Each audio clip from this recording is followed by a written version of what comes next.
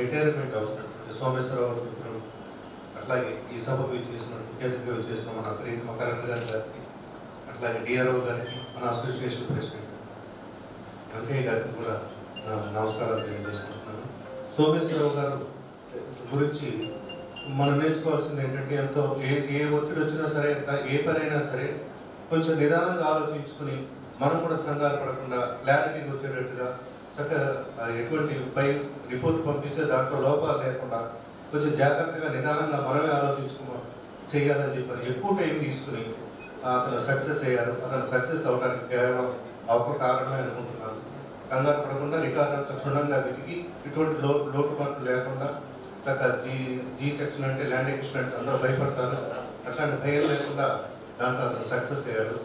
అట్లాగే రిటైర్మెంట్ అయిన తర్వాత కూడా ఆ భగవంతుడు వారికి ఆయురారోగ్య ఐశ్వర్యం ప్రసాదించి వారి జీవితం చక్కగా ఉండాలని, ముఖ్యంగా వారికి తోడుగా నిలిచినటువంటి వారి భాగస్వామి వాళ్ళ మిస్సెస్ కూడా మా హృదయపూర్వకమైన ధన్యవాదాలు చేసుకుంటున్నాను. నమస్తే. థ్యాంక్ యూ శాస్త్రి గారు.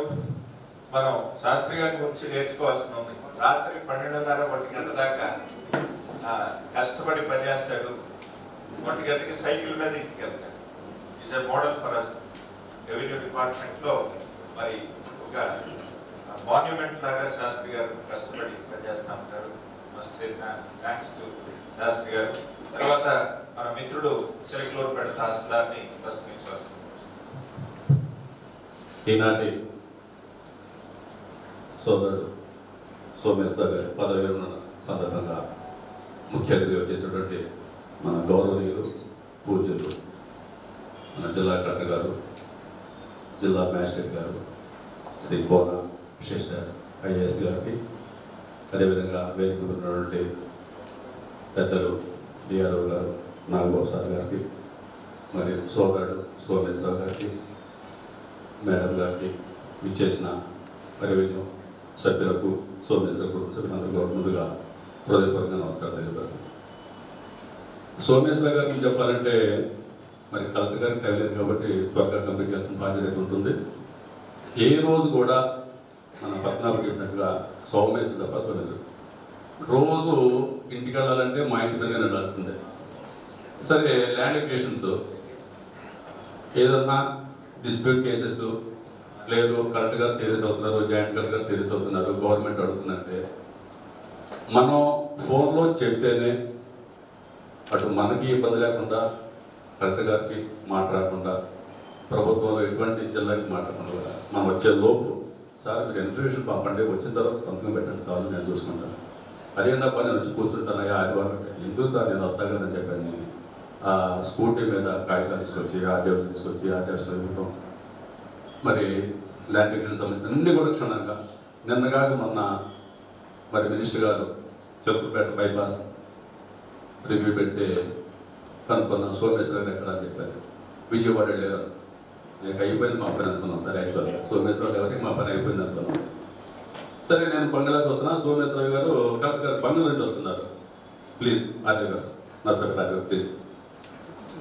సరే, వెంటనే కారు ఆపి సోమేశ్వర గారు దయచేసి ఎక్కడ పోతున్నావయ్యా, నువ్వు ఇక్కడ సార్ బంగ్లా దగ్గర చూశానంటే లేదు నేను సార్ దగ్గర పోతాను.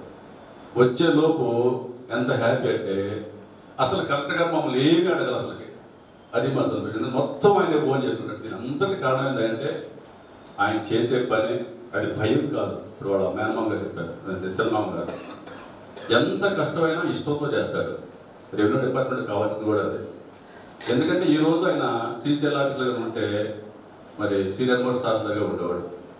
కానీ ఈ జిల్లాకి సేవ చేయాలా, కుటుంబంతో గడపాలా, కుటుంబాన్ని ఉన్నత స్థితి తీసుకెళ్ళాలని చెప్పని మరి జిల్లా అలాట్మెంట్ అయినా సీసీఎల్ ఆఫీస్కి వెళ్ళి మరలా ఈ సీసీఎల్ ఆఫీస్ వద్దని చెప్పి మరలా జిల్లాకు వచ్చి చేసుకొని మరి చక్కటి సర్వీసు, ఒక్క సబ్జెక్ట్ అని కాకుండా ఏ సబ్జెక్ట్ ఇచ్చినా కూడా దానికి సంబంధించి మరి భగవంతుడు కూడా వారికి మంచి సహాయం చేసి ఒక్కగానొక కూతురు కూడా మంచి ఫ్యామిలీ, ఆస్ట్రేలియా హ్యాపీగా, ఎర్లీ మ్యారేజ్ హ్యాపీగా.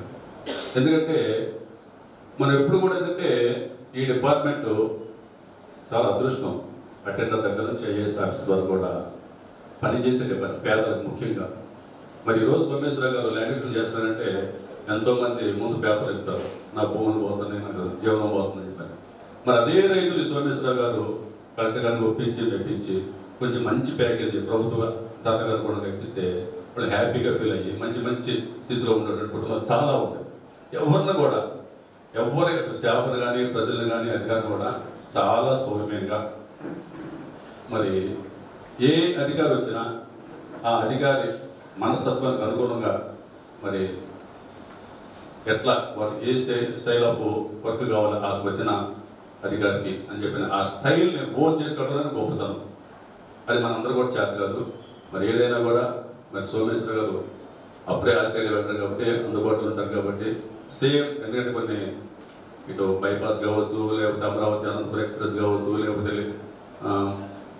క్యాపిటల్ రోడ్డు కావచ్చు, చాలా ఉన్నాయి. మరి అన్నిటి కూడా కొంతకాలం మరి మీరు సర్వీస్ ఇస్తారని చెప్పని మరి భగవంతుడు ఇంకా మరి మీకు మంచి చేయాలని చెప్పని మరి కుటుంబం కూడా జంతువుతో చెందాలని చెప్పని కూడా మరి మీ ఇప్పటివరకు మాకు ఇచ్చిన ఈ సర్వీసెస్కి ఎప్పుడు కూడా మేము మా ప్రజలు గుర్తుపెట్టుకుని ఉంటాం.